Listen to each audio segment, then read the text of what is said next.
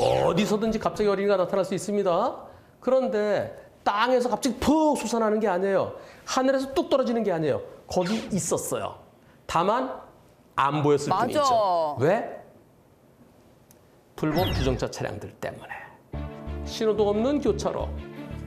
아, 속상하다 진짜. 진짜. 너무 속상하다. 신호도 없는 횡단보도. 불법 주정차 차량입니다. 안 보여. 그 옆을 지나기 전에 멈췄다가 가볍게 빵빵 빵빵 하면서 그러지 않으면 사고로 이어질 수 있습니다. 섰다가 천천히 출발하면서 안전을 확인하십시오. 아, 진짜 앞으로는 꼭 저렇게 골목을 갈 때는 신호를 해야 되겠어요. 오른쪽에 유치원이 있어요? 다행이다. 정말 큰일 날 뻔했다. 송대현 씨, 네. 어린이 보호구역에서 보호받는 어린이는 어떤 어린이일까요? 보호자와 함께 있지 않은 어린이. 자, 그럼 이번에는 자전거 탄 어린이는 민식이법 해당이 될까요, 안 될까요? 해당됩니다.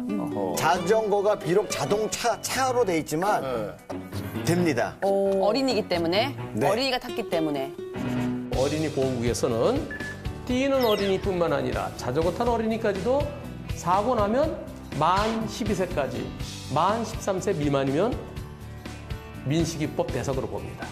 맞아요.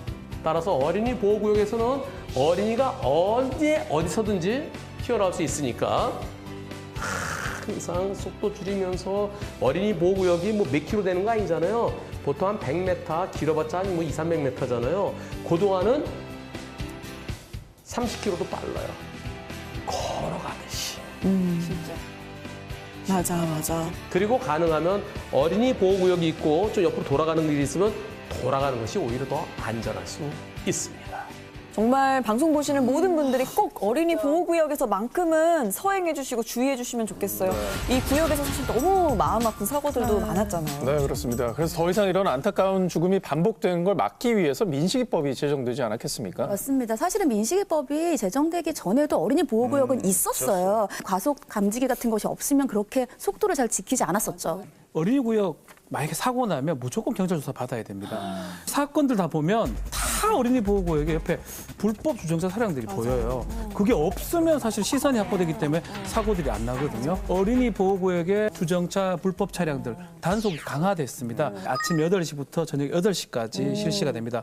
원래 불법 주차하게 되면 4만 원인데요. 어린이 보호구역에 불법 주차하게 되면 3배 많은 12만 원이 부과가 될 수가 있고요. 단속 적발된 후에 2시간 뒤에도 그대로 주차했으면 다시 벌금이 추가가 됩니다. 단속 간격이 15분인데 5분으로 줄였고요. 절대로 어린이 보호구역에 주정차를 하시면 안 됩니다. 네. 그러니까요. 어린이집이나 애들 학교 앞에 주차하는 게 절대 안 된다고 들었긴 했거든요. 저학년 어린이들 같은 경우에는 엄마 아빠가 자동차로 이제 등하교 시켜주는 어린이들이 있잖아요. 그래서 이 부분은 필요하기 때문에 이제 통학 차량 안심 승하차 존이라는 거를 이제 새로 시행을 했어요. 그래서 학교에서 별도로 이것을 신청을 하는데 등하교 시간에는 5분 정도는 주정차를 할 수가 있어요.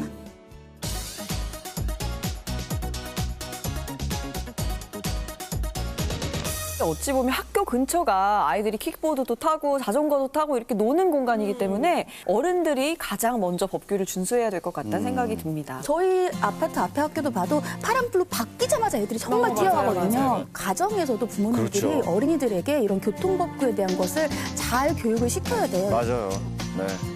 자, 이제 또 시점상 학교도 개학을 했습니다. 겨우내 집안에만 있었던 아이들이 답답해서 더욱더 활발하게 뛰는 경우가 많을 텐데 어린이 보호구역에서의 이 안전, 운전자는 물론 아이들도 각별한 주의를 기울여 주시길 당부드리겠습니다. 지킬 건 확실하게 지키자고요.